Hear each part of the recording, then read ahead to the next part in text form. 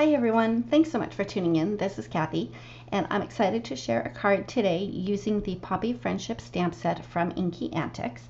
And I started out with a piece of 80-pound Nina Solar White cardstock.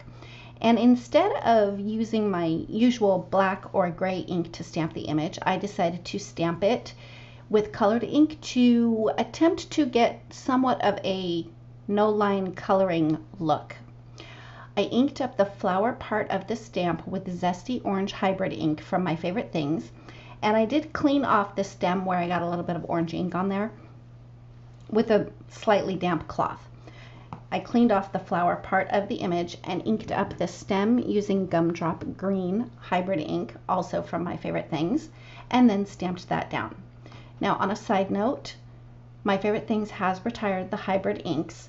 However, Memento is Copic safe, and there are some colors that are comparable. I'll be sure to link those alternate colors down below, and if I can find the hybrid inks online, I will also link those. So for the coloring itself, the first thing that I wanted to mention is as I change markers, the colors will pop up in the top left-hand corner. Another tip is to use a marker that is slightly darker than the ink color you used to stamp the image. One thing that I really love about this particular Poppy image is that the bolder lines kind of guide you as to where some of the shading should go.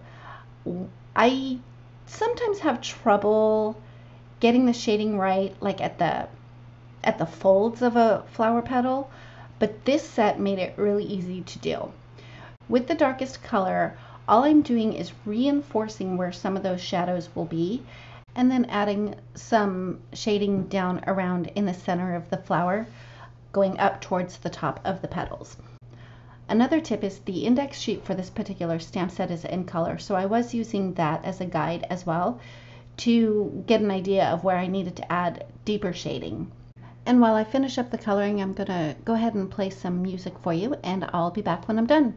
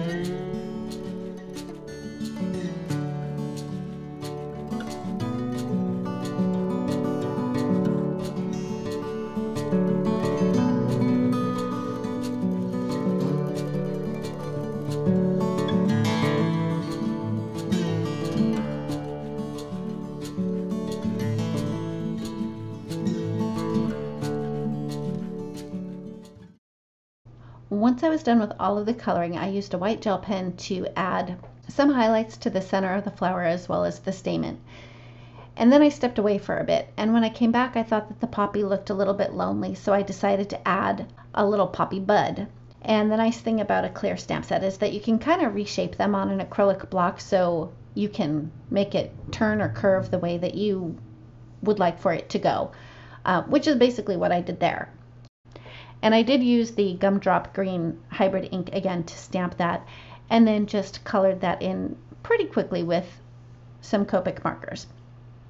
After I was done with that, I decided to die cut it using the scallop wavy border dies, or wavy scallop border dies, either or, from Pink and Main, and then adhered that to a piece of green cardstock that I had die cut using the scallop part from that die set from Pink and Main.